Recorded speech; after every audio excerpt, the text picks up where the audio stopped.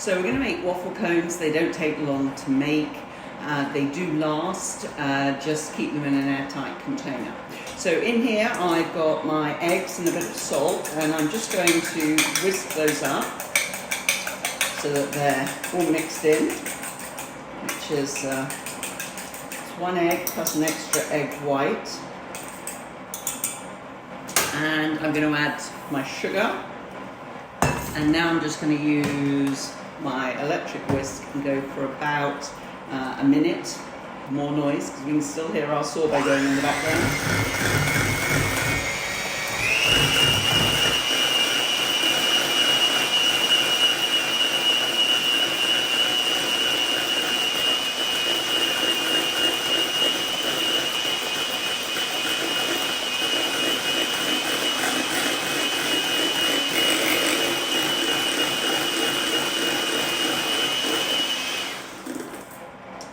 Go. They're nicely mixed. I don't know if you can see, but I do have a mat here, just one of the plastic chopping boards. I find it a lot easier to, when things are going to be dripping and doing things, to actually use one of those. So I'm going to add my flour in now, and I'm just going to mix the flour initially, because if I put the mixer straight on, it's just going to send it up in clouds of dust and even more mess around the kitchen.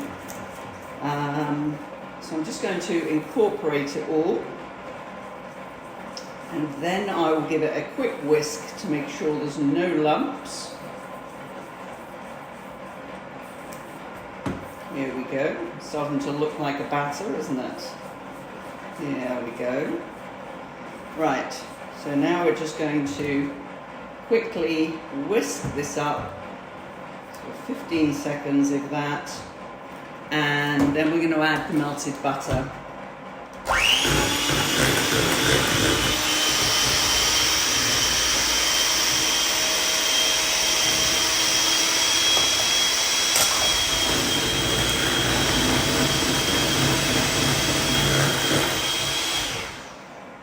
There we go.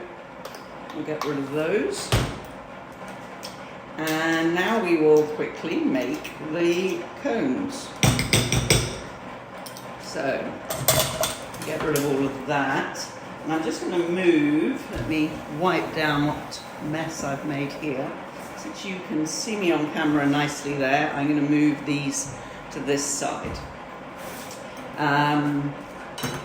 So what I'm going to use is just a normal tablespoon to put the mixture on. This is already hot, so depending on how big you like them, I actually quite like making mini cones, especially if you've got a party going on, making such a mess. So clip your machine down, and basically it's going to last about a minute. So it's now just spread out. If you have just a frying pan, you don't have a waffle cone, then you can do it on stove in that way, but it'll help if you can put some weight on it. So be that, a panini maker or a heavy saucepan lid that's flat, do spray it first so it has some extra fat on it, so it's going to lift up.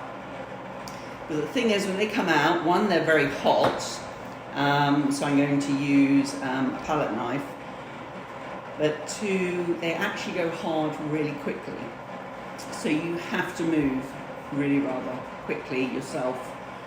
So this is not a bit for young children, because this bit is hot. So they certainly can make the batter, that's very easy.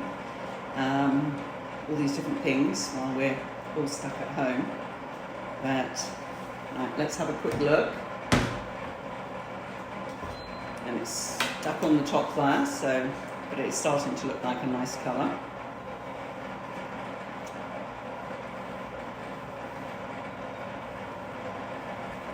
Okay, we're going to have another look.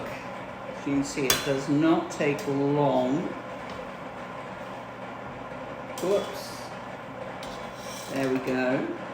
So I'm moving it first of all, and I have actually managed to break that one. That's life, isn't it? But we're not going to worry. So I'm going to put my cone thing, and I'm going to use this kitchen towel to put that round, and then the kitchen towel this side to put that round. And I'm pressing down because that joins the two together. And then I'm just going to put it, now I happen to have some cone holders, but you can put it in like a small glass, a liqueur glass or something like that, and that holds it. So that is one done, and it's a bit thin. So we're going to actually add a bit more dough, and I'll do another one. You can see they are quick to, woo! There you go, now it's all coming out the side. Another very good reason to have it on a mat.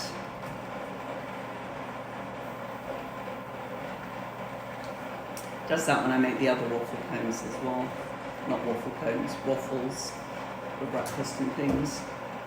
So we'll do this one, and oh, I was going to show you how to turn it into a, I'm now looking to see if I have any sort of small ramekin or something here, which I don't.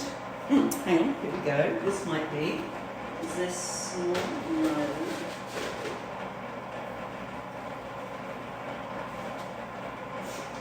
Well, that is very annoying that I didn't remember to bring something. But all you would have to do is take a small ramekin and then put it over and in slightly.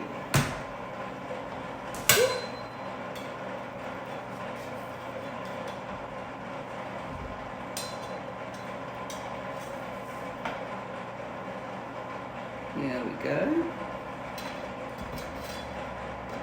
I might need to grease mine a bit better. Normally I don't grease it at all because it doesn't need it because of what's in the thing, in the mixture. So once again, we're just wrapping it over, we're holding it, and normally I do this with the cloth on because it is hot, so I'll just change fingers. And once you do that, and the other thing you can do is roll it this way and then push down with your cone. But this now is cool, solid, and now I'm just going to put that in there. So it's not difficult to make cones, and it's well worth making them. And that one's saying, I'm still a bit warm. I'll just leave it down there for the moment. Okay, there we go. I'm going to finish making these cones and take them all home later with the sorbet. I hope you're having a wonderful Saturday. Bye for now.